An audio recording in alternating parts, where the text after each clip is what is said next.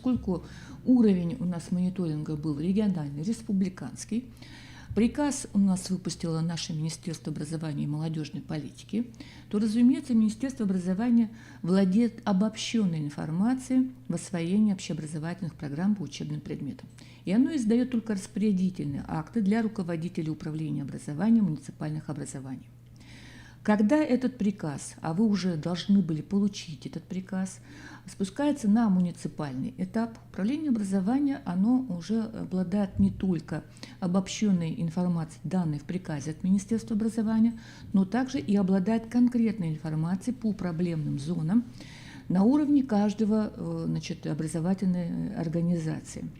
Вот здесь начинается тот уровень, когда начинается система методической работы, когда возможна адресная помощь инспекторов-методистов, когда могут быть даны рекомендации какие-либо в подготовке для повышения качества образования. То есть республиканский этап – это обобщенный этап, это распорядительные акты, а муниципальный этап – это этап, когда не только издаются приказы, но уже планируется помощь для оказания образовательным организациям. Следующий этап – школьный. В нем больше уровней, потому что здесь у нас есть управленческий уровень, куда входят прежде всего директор, заместители директора по учебной работе. Они получают информацию весьма конкретную по классам, по параллелям, по уровням образования, по предметам и по педагогам. Конечно, здесь возможно и принятие управленческих решений, но только после того, как будет проведена определенная методическая работа. В школьный этап включается также деятельность руководителей методических объединений. Они владеют конкретной информацией по проблемным зонам уже учащихся, по классам, по параллелям, по уровню образования, по педагогам. Если они постоянно работают над этим, то они могут отследить уже и динамику результатов, они знают факторы, определенные, влияющие на качество образования, они знают, какие программы используются, то есть они тот уровень, который больше всего и лучше всего знает проблемы школы. Ну и здесь же тоже, конечно, оказание профессиональной помощи. Далее уровень, собственно, самих предметников. Предметники владеют информацией по проблемным зонам учащихся в освоении программы тех классов, которые участвовали, собственно, в мониторинговом исследовании. И они имеют возможность корректировки, возможности индивидуализации и дифференциации в помощи при обучении учебным предметам.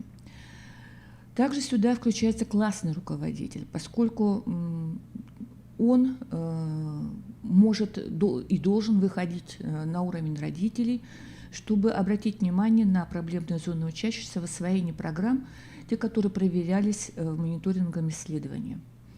Родители на этих собраниях или на каких-то индивидуальных консультациях также получают информацию о проблемных зонах учащегося в изучении отдельной учебной дисциплины, комплекса учебных дисциплин, и он имеет возможность своевременно реагировать.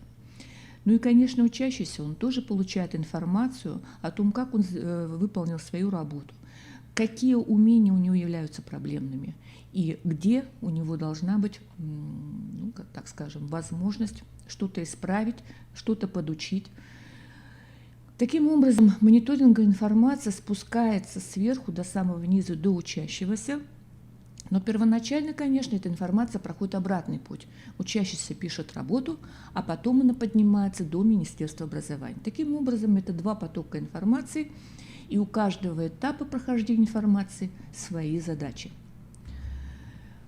Итак, получает специалист по оценке качества управления образованием мониторингу информацию.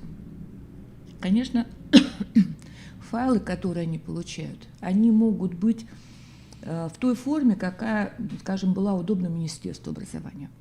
С файлами можно работать, преобразовать их в удобную форму для себя. И вы понимаете, что как раз-таки специалисты по оценке качества управления образованием должны интересовать меньше всего именно отметки, а скорее процент выполнения заданий. Поэтому вот перед вами табличка, которая могла бы быть, предположим, как примерная, когда каждая школа, и по каждой школе есть сведения о среднем проценте выполнения заданий, тех школ, у которых отмечен критический уровень, допустимый, оптимальный и высокий, ну а также средний по муниципальному образованию. Каковы дальнейшие действия, когда вот такая таблица по своему муниципальному образованию у специалиста по оценке качества управления образованием есть? Вот теперь уже можно сделать выборку школ, разделить их на группы, такая своеобразная классификация, то есть определить школы, которые нуждаются в методической помощи. Не обязательно, что по всем предметам, вот по данному, скажем, учебному предмету, по остальным, может быть, нет.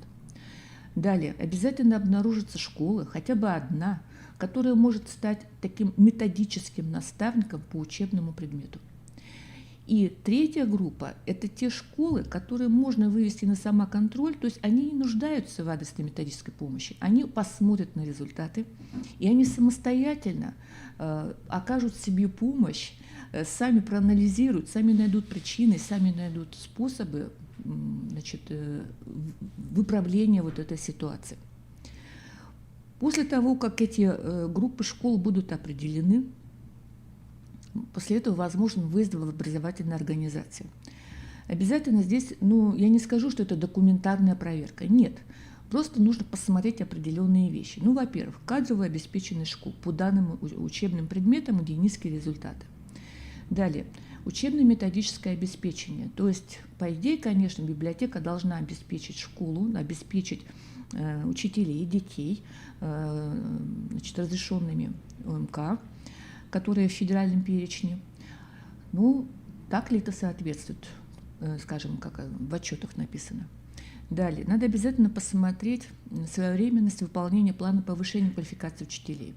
Возможно, что этот план повышения, он в какой-то степени не выполняется, потому что у школы, предположим, нет денег для того, чтобы обеспечить курсы повышения квалификации, дистанционные или очные для своих учителей. Дальше надо посмотреть на эффективность деятельности школьной медслужбы. Работает ли вообще внутренняя система оценки качества? То есть, возможно, что она есть, имеется в виду, что есть некая папка, в ней собираются документы, возможно, они анализируются, но есть ли какой-то выход после того, как получены результаты на основе ВСОКа? То есть медслужба реагирует на то, что она обнаруживает в результате внутренней системы оценки качества. Обязательно посмотреть на качество рабочих программ. Я знаю, что рабочие программы у нас часто носят такой нерабочий характер, то есть они написаны, они висят на сайте школы, а вот реальность немножко другая. Но, тем не менее, само качество рабочей программы о многом уже говорит, насколько учителя понимают даже саму необходимость вот этой рабочей программы, насколько она полна. Ведь на то, что написано у нас в стандарте, сколько пунктов должно быть в рабочей программе, это же минимум. Там может быть гораздо больше пунктов, эта программа может быть так наработана, что действительно учтено абсолютно все. Дальше. Часто бывает, что КТП и рабочая программа не совпадают. То есть рабочая программа написана, предположим, учителем, а КТП взято из интернета. Это тоже возможно. То есть КТП и рабочая программа, дидактические единицы должны дружить, они должны совпадать. Далее. Нужно посмотреть на особенности оценочной политики школы. Это очень важно. Как вы знаете, у нас по статье 28 Закона об образовании Российской Федерации компетенция образовательной организации, собственно, дана на откуп школы оценочная политика. Как мы выставляем отметки, на каких основаниях, сколько этих отметок, содержание отметки 2, 3, 4, 5. Каждая школа решает сама. И поэтому, безусловно, те образовательные организации, которые участвовали, скажем, вот в этой мониторинговом исследовании, ну, неважно, может быть, не в этом. Только что у нас недавно прошли всероссийские проверочные работы. Возможно, получена будет информация по всероссийским проверочным работам. Неважно, какие это были работы, важно, что они носили внешний характер. То есть получается, что есть предмет, есть учитель, есть дети, которые получают отметки по предмету. Год уже сейчас закончился, значит, годовые отметки тоже поставлены, итоговые поставлены отметки, промежуточная аттестация проведена, поставлены отметки. И вдруг проводится мониторинг, и он показывает 60% двоек. Как тогда получилось, что школа не готова была к такому результату? Таким образом, какова оценочная политика школы? Как она проводит промежуточную аттестацию? Как оценивают учителя любые контрольные тематические работы по своему предмету? Что они выносят в контрольно-измерительный материал? Какие результаты выносятся туда? То есть вот это все должно быть детально прояснено именно по выезде в образовательную организацию. Дальше. Специалист по оценке качества управления, конечно же, должен оказать помощь тем школам вот по методическому сопровождению тех учителей по тем учебным предметам, где были получены вот эти низкие результаты. Эта помощь может быть оказана как заместителям по учебной работе, как руководителям школьных методических объединений. В любом случае школы не всегда могут сами написать вот такой план методического сопровождения педагога. После этого создается дорожная карта, муниципальный план работы по оказанию всем тем школам, которые попали в группу тех школ, которые нуждаются в адресной методической помощи. Там же можно указать прикрепление сильных школ или сильных отдельных педагогов к школам, нуждающихся в этой адресной помощи. Запланировать выездные семинары в эти школы, курсы в этих школах. И, конечно же, предположим, пройдет учебный период, скажем, четверть следующая, да, в начале следующего учебного года, может быть, полгода. И по выполнении всего плана проведения, да, вот этого адресной помощи можно провести такие же повторные диагностические работы по предметам. То есть эффективна ли оказалась эта помощь или нет. И, разумеется, контроль и отчет исполнения как школьного, так и муниципального плана. Оценка эффективности предпринятых действий. Не получилось, чтобы так, что все было, и анализ был, и выезд был, и курсы были проведены, и все было проверено, и планы были написаны, и даже осуществлены, а повторная работа показала результат такой же, какой был. Вот чтобы все это, вся эта деятельность, как муниципальное управление образования, как руководителей школы, она должна дать положительный эффект. То есть дети с критическим уровнем выполнения, их детей, количество этих детей должно как минимум уменьшиться, ну, или даже исчезнуть. Каковы будут действия на уровне специалиста по оценке качества или заместителя директора по учебной работе? Точно такая же таблица, только уже она может идти по педагогам. Не по классам, коллеги, а именно по педагогам. То есть педагог, работавший в таких классах, и посмотреть, как у него выполнили эти классы, вот эти мониторинговые работы. Здесь, конечно, должна быть привлечена разная информация. То есть и оценки за учебные периоды, скажем, за четверти или за триместры, отметки за промежуточную аттестацию, отметки итоговые за год. То есть все, что можно по работе, по деятельности данного педагога, по этим предметам, по которым получены были неудовлетворительные отметки, все должно быть привлечено. Также используется на уровне школы дифференцированный подход. Определяются те педагоги, которые нуждаются в помощи по учебному предмету.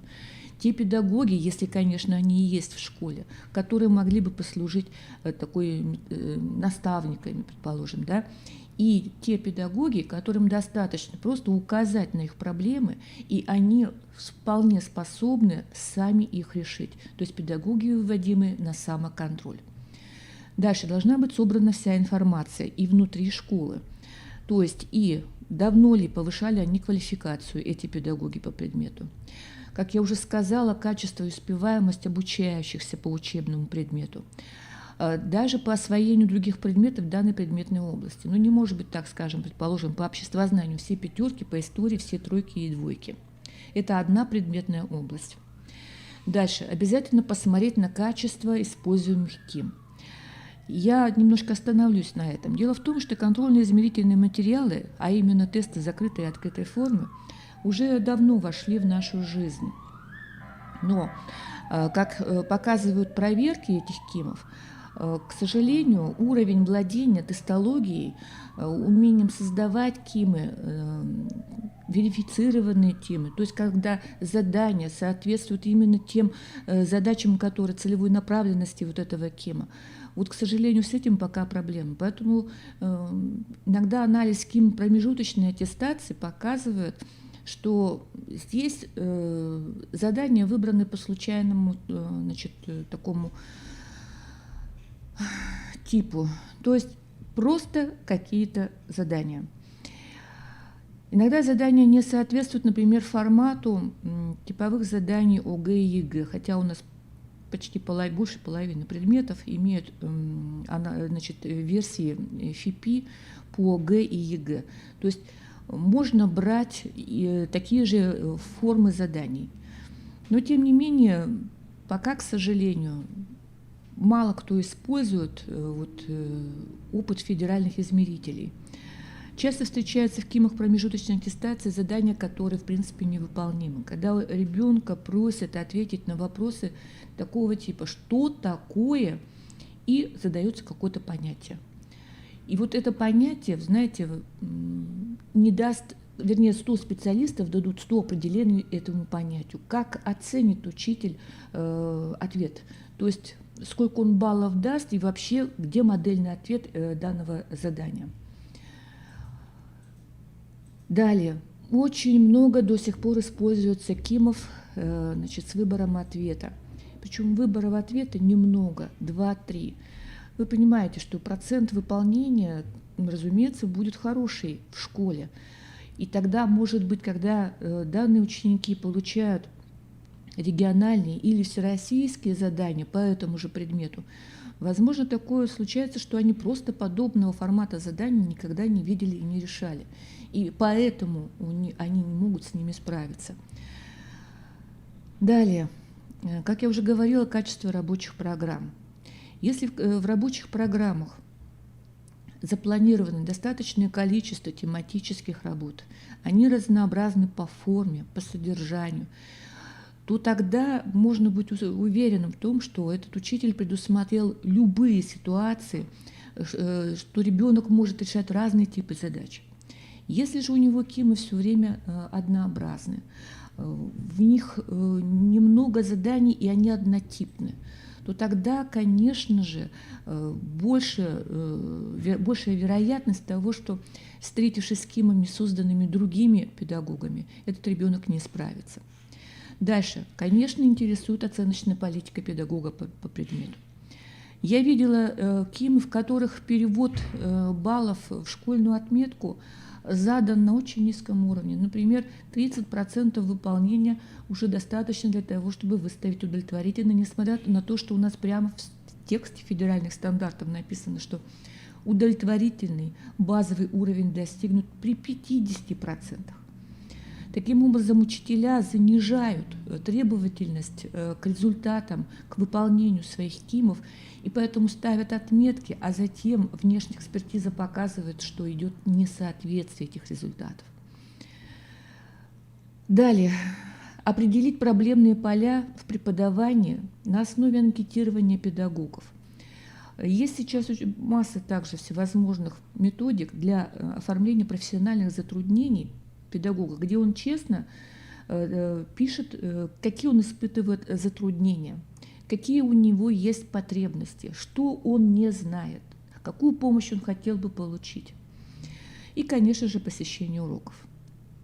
Вот после того, как будет проведена вот эта предварительная такая аналитическая составляющая часть работы специалиста по оценке качества, я их так называю, потому что, в принципе, заместитель по учебной работе, он должен быть таким специалистом. После этого наступает вторая фаза, это управленческая составляющая, то есть создание распорядительных актов по созданию плана работы для оказания методической помощи педагогам, назначение ответственных, определение сроков и так далее. Далее, третья фаза – методическая составляющая. Приказы изданы, но теперь педагогов нужно сопровождать на протяжении учебного периода. Четверть – это как минимум. Нужно составить, не он чтобы составил, а чтобы именно заместитель составил и провел повторные диагностические работы по предмету для того, чтобы это была объективная экспертиза проведенной работы. Конечно же, анализ повторных диагностических работ должен показать эффективность этой всей деятельности, всех предпринятых действий. Руководитель школьного и методического объединения не может остаться в стороне, то есть не только заместитель по учебной работе участвует в этом. Значит, его информация будет носить более конкретный характер, то есть по каждому классу, по параллели и, самое главное, по каждому заданию вот этого КИМа, который давали детям при всероссийской проверочной работе или региональной проверочной работе, неважно. Здесь он будет просто видеть оперативную информацию, какими умениями дети в этих классах овладели, а какие у нас на низком или вообще, может быть, на нулевом уровне. На основе приказа по школе он, конечно, подключается к выполнению плана методического сопровождения учителей, получивших низкие результаты. Проверив рабочие программы КТП, возможно, ему придется увидеть, что какие-то дидактические единицы в тематических блоках просто не включены. То есть в кодификаторе РПР они есть, а предположим, в спецификации или в кодификаторе промежуточные аттестаты, проводимые учителем, и эти дидактические единицы не проверялись. Дальше, понятно, что проверяют используемые КИМы, проверяют, какие типовые задачи используются. Дальше также знакомиться с оценочной политикой педагога. Это, конечно, личная беседа. То есть, если этого нигде не записано, ни в рабочей программе, ни в основной образовательной программе школы, нигде не записано, на каком основании учителя по учебным предметам ставят двойки, тройки, четверки и пятерки, то очень сложно понять, вообще как это сопоставить, скоррелировать результаты, полученные на внешнем и на внутреннем уровне. Обязательно надо посмотреть контрольную работу обучающихся.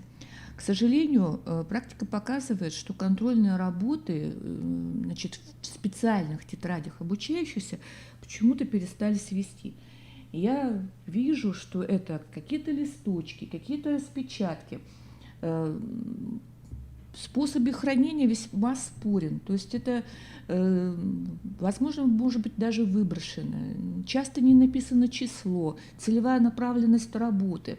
То есть, понимаете, вот родитель потом вправе прийти и сказать: покажите мне, пожалуйста, все контрольные работы, которые выполнял за год мой ребенок, я хочу посмотреть, какие он ошибки допускал и какие отметки получал. И что покажет учитель? У него нет контрольной тетради, которая бы как раз собрала вот за последний учебный год все контрольные работы, все тесты, все письменные работы, сочинения, то есть все. Пора, я думаю, вернуть вот такие контрольные тетради обучающихся для того, чтобы информация где-то хранилась. Как минимум, вот я знаю, что в старшей школе за 2 года контрольные тетради точно должны сохраняться, потому что родители перед ГИА приходят и говорят: Покажите мне тетради, покажите мне все промежуточные аттестации. Я хочу быть уверен в том, что вы говорите, что мой ребенок действительно всегда выполнял на не очень высоком уровне все ваши проверочные работы, предположим, тестовой части ЕГЭ. Поэтому вот все эти результаты могли бы быть предоставлены родителям. Дальше, конечно же, посетить уроки по данным темам. То есть, где вот, например, мы сказали, что по иностранным языкам лексика и грамматика – самые слабые позиции в изучении данных учебных предметов. Значит, надо посещать не просто уроки, а посетить уроки, где как раз вот эти лексико-грамматические задания являются темой урока. Ну и, конечно, совместно с педагогами затем нужно скорректировать и календарно-тематическое планирование, и рабочую программу на предстоящий учебный период, чтобы больше не было какого-то перекуса. Я не могу об этом говорить спокойно, потому что сама проверяю рабочие программы учителей своей школы, проверяю рабочие программы по заданию Министерства образования, значит, Управления надзора и контроля. Что я вижу? Что прежде всего, значит, проблемны именно вот эти вещи. То есть ни по рабочей программе, ни по КТП, ни по КИМам мы не видим единого подхода, единой какой-то оценочной политики в работе педагога и школьного методического объединения. Коррекция, скорее всего, не проводится. Почему? Потому что я вижу, что рабочая программа висит несколько лет. Она не обновляется, она не корректируется, она висит из года в год одна и та же. Такого просто не может быть, потому что мы живем сейчас с вами в ситуации, когда постоянно происходят изменения. Вносятся, например, в КИМы ЕГЭ или ОГЭ новые виды заданий. Значит, они должны стать предметом рассмотрения, они должны быть внесены, значит, в оценочные измерители рабочих программ, в приложения должны быть внесены. А висят много лет. Таким образом, я вот к таким рабочим программам отношусь весьма скептично. Так, что еще? Вот, пожалуйста, пример, как можно провести анализ на уровне предметника. Такие таблицы я показывала не раз, когда еще работала в центре мониторинга нашего института. Это так называемые мониторинговые таблицы, когда фамилии и выполнение-невыполнение по заданиям указано по вертикали, по горизонтали. И, конечно же, самая интересная, значит, строчка – это нижняя строчка, то есть процент выполнения задания детьми, скажем, по данному классу. Здесь очень хорошо видно, что, вот, например, задание номер 10 – 0%. Так? Задание номер 7 – 100%. То есть вот как раз отсюда вот коррекция и будет видна. Значит, на что я должна обращать больше внимания, на что, скажем, меньше внимания. То есть вот для этого и существует, собственно, вот эта вот мониторинговая информация, когда вам разбито все в экселевских таблицах, указаны спецификации, какое задание, проверяют какое умение. Все нам это для того, чтобы мы знали, как мы корректировать будем свою дальнейшую деятельность. Поэтому, предположим, давайте возьмем уровень учителя-предметника, который вышел на самоконтроль. То есть он и сам все понимает, но, может быть, иногда забывает себя проконтролировать. Значит, получив результаты мониторинговой внешней экспертизы, что он должен сделать? Конечно же, проанализировать список тех дидактических единиц, которые были включены в проверочную работу внешнюю, да, и посмотреть, с какими, значит, темами, заданиями на эти темы не справились дети именно его класса. Дальше. Нужно обязательно посмотреть типы задач. Возможно, что такие типы задач данный учитель никогда не использовал в своих КИМах. Далее, он, конечно, должен все допущенные ошибки сгруппировать, классифицировать их, то есть посмотреть, какие именно задания вызвали наибольший процент ошибок. И, конечно же, предположить причины ошибочных ответов. Далее, по классу он должен на основе таблицы, которая была на предыдущем слайде, определить учащихся, имеющих низкий и критический процент выполнения. Далее, если таких учащихся много, возможно, они имеют схожие проблемы, и поэтому он должен сгруппировать этих учащихся по этим схожим проблемам. Далее. Безусловно, наметить план дополнительных консультаций для групп этих учащихся. Какие-то учащиеся, возможно, выйдут на индивидуальный маршрут по самостоятельному повторению тем. То есть вы просто говорите, посмотрите, вот у тебя вот эти задания, так, вот повторить вот эти параграфы, вот выполнить эти задания, вот посмотреть, как решаются следующие типовые задачи. То есть вы знаете, что этот ребенок вполне может самостоятельно все это сделать. Не все нуждаются в сопровождении дети. Дальше он должен подготовить новые диагностические оценочные материалы для сдачи мини-зачетов по каждой теме. И потом только уже подготовить оценочные материалы по типу проверочных работ внешних для повторного прохождения вот этой мониторинговой процедуры, чтобы увидеть, была какая-то результативность в его работе или нет. Таким образом, как вы видите, я показала методические подходы, начиная от уровня специалиста по качеству образования, управления образования, дальше школы, заместителя по учебной работе, далее руководителя школьного методического объединения, далее учителя-предметника. У каждого из них свой спектр задач. Единственное, что уровень обобщения разный. То есть учитель-предметник – это самый нижний уровень, но он самый оперативный, самый такой, где известно все по каждому ребенку. Чем выше уровень, тем выше уровень обобщения. Почему это важно? Мы знаем, что по закону мы в школе должны обязательно, чтобы у нас работала внутренняя система оценки качества.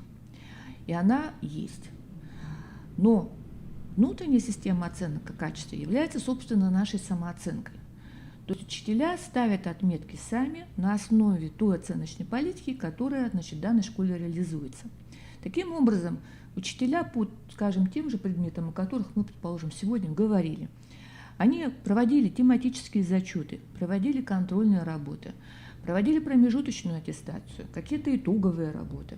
Они выставляли отметки за четверти, за год.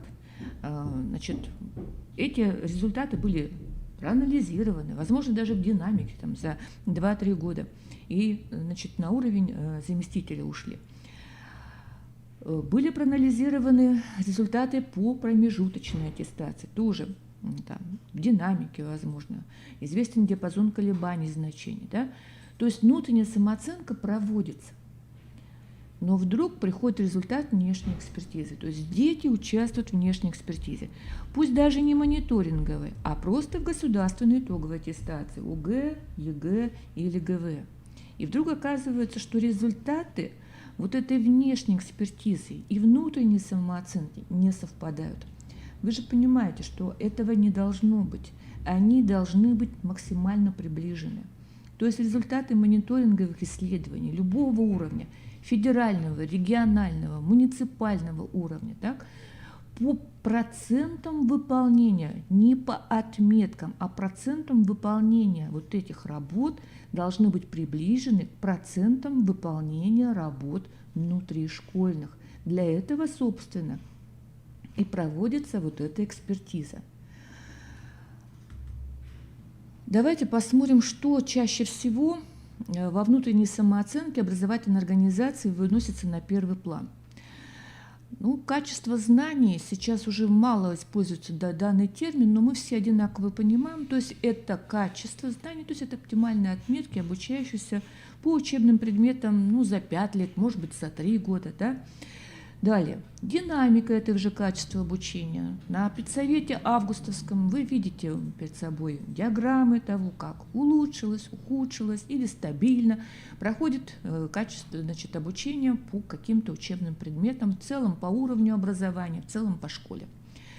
Дальше рассматриваются результаты по успеваемости, количество повторников, количество двоечников, количество условно переведенных в другой на следующий год обучения, динамика этой успеваемости. Некоторые используют средний балл по учебным предметам. некоторые значит, очень качественно рассматривают и уровень обучения, и значит, параллели, и по классам, и за много лет сразу. То есть действительно самооценка выходит на высоком уровне. Но все дело в том, что вот все, что мною перечислено, оно основывается только на одной вещи – на отметках, которые ставят учителя.